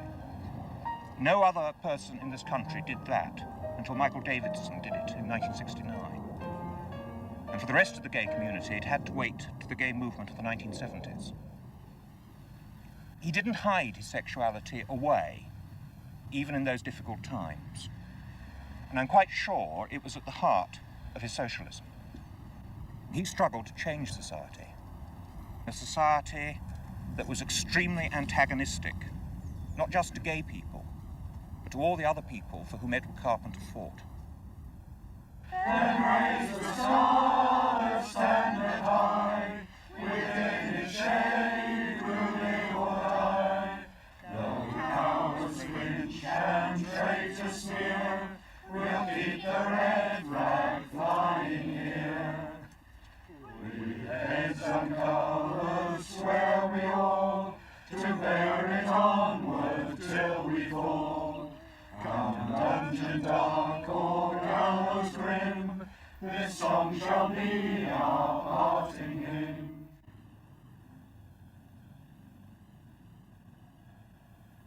When the Labour people were elected, that's usually thought of as the end of democracy, that you elect people and then they carry out what you elect them for. But what the Labour people at the GLC were saying really is, you've elected us to represent you, but now we have to make it possible for you to actually participate in the changes that you want. A few people elected can't actually change how life is organised in London and how industry is organised. So it's for us to enable you to use the power that you could have by putting your ideas together.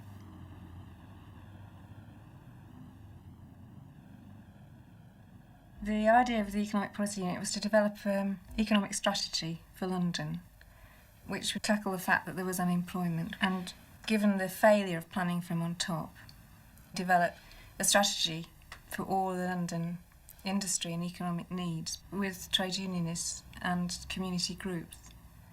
And the idea was to link the skills of many people who are unemployed or in danger of being unemployed to the kinds of needs that were there in London, so that what you knew as a worker in your place of work, either in manufacturing or in a service industry, and what you knew from living in a local community could feed into the development of an economic strategy.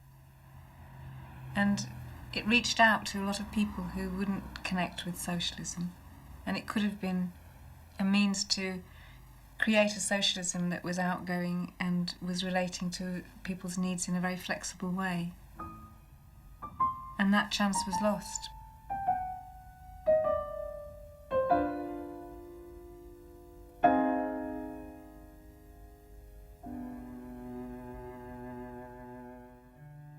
People think that socialism is somehow or other some archaic, nostalgic kind of idea. But actually, if you think about the most practical things of life, like how do you get about a city, a socialist transport system which didn't have the narrow ideas of rationality which have been imposed on our transport system could enable people to move about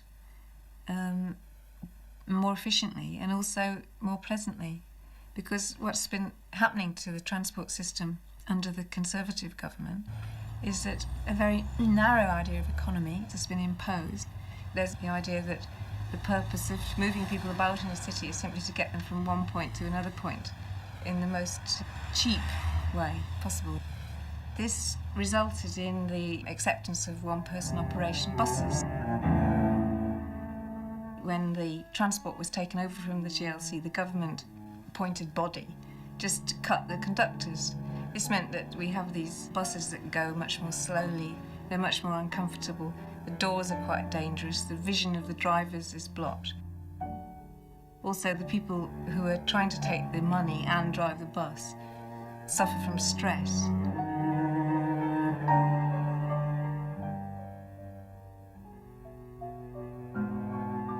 GLC was actually talking about a vision of how society could be more rational and how society could modernise without going along with the idea that modernisation can be only defined in the terms of profit, that modernisation could be defined in terms of people's need.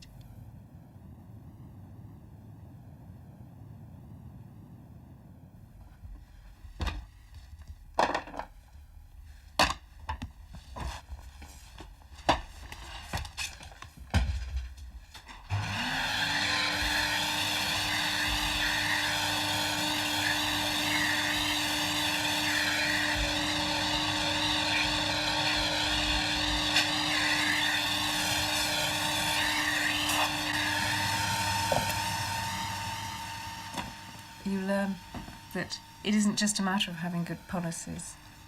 It's a long and continuing process of trying to carry them through. And we weren't allowed that time. It felt almost at the end as though we were in a beleaguered city that had been defeated, and that we had to save as much from that city as we could.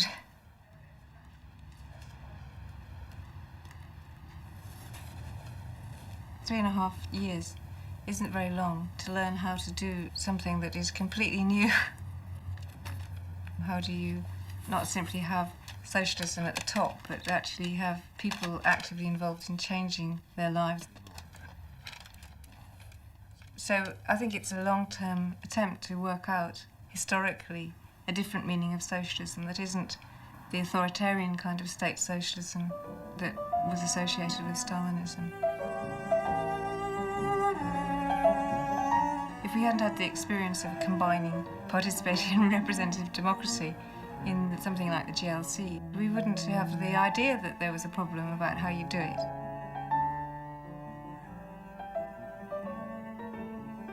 I mean, the Conservatives have a lot of opportunity to run society. It's their society. They are experienced in running it from their point of view. But the people who don't have money and property do not have experience of running society. And what is important is to develop that confidence by people getting the chance to run their own co-op or participate in their own locality.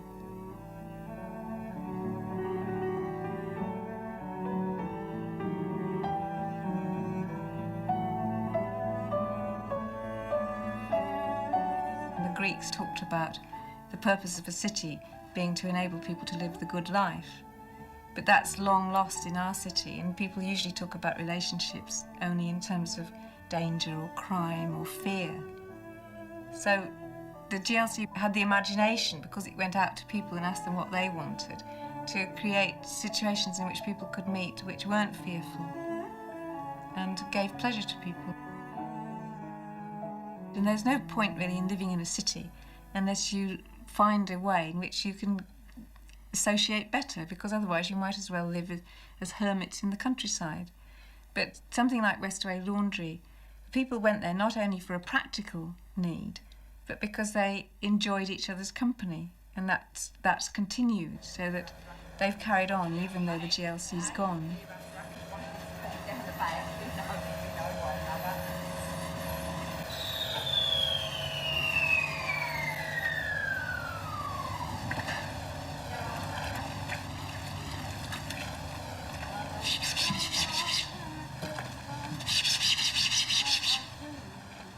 Had a long campaign for people arguing in Notting Hill that they wanted to have this laundry. And the GLC was able to put in better washing machines and also devise through the energy network a system of drying which saved energy and reduced the costs. So that even after the GLC went, that remained as a viable project. But the thing that brought people together was not only the fact that they didn't have washing machines. A lot of them were pensioners, people living in bedsitters, young people who couldn't afford housing. But they really liked meeting each other, and that was what gave them the strength to struggle on, even when they thought that their laundry was doomed. And that way of discussing how a city could be as a place where people would really like to meet is not usually the kind of thing that people talk about in the socialists or people who want any change.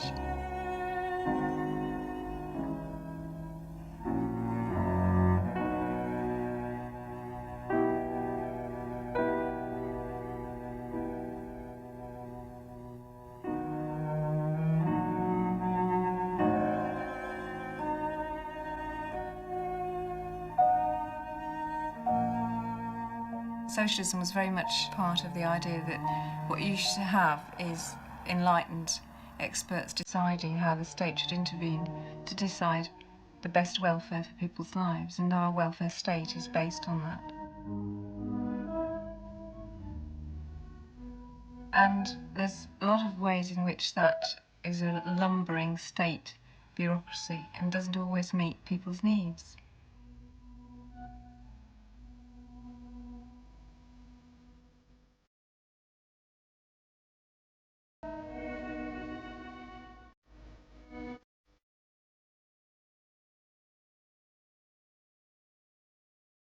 That disillusionment with the Soviet type of socialism produced a very extreme sense of anxiety about the relationship between how you went about trying to get change, so that from the 50s, movements were very concerned to relate means and ends.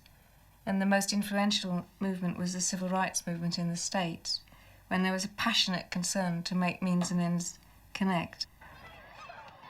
But perhaps by being so concerned about means and ends, they found it very difficult to tackle the question of power.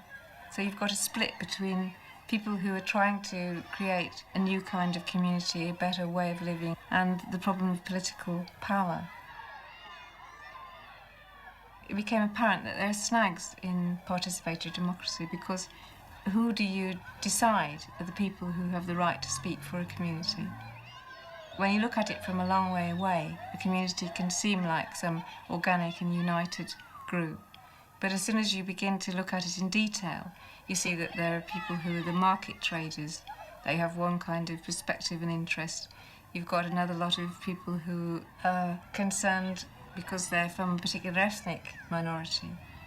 You could have people wanting a community nursery, but they might want different things of a community nursery. And how do you decide between conflicting views? I think that is a real problem.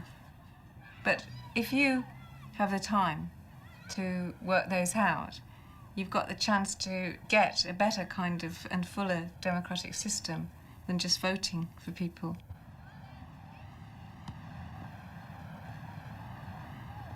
I read when I was, I suppose, about 2, a book called The Mother Knot by Jane Lazar. And in that, she says, what a strange thing it is with mothers, because she'd noticed that they always started a sentence off saying one thing. Like, I really would like to have some time on my own, they might say. But then they'd say, but I really miss them when they're not there. And that duality and conflict, you know, that your needs aren't one thing at a time, that you can actually want opposing things. And I thought, well, it's not just true in the case of children. A lot of the problems in creating policy are very much based on the fact that people have these contradictory feelings within them. Often people on the left are a bit too literal. They think that we all want one thing at a time. And when people are contradictory, they say, oh, they're being reactionary. Whereas if you spend a bit more time, you can often find in the point where the contradictions actually meet, there's something really important going on. In that statement of women saying, I miss them, but I want some space, there is an enormous problem of balance, of how you can be both autonomous and bonded with others.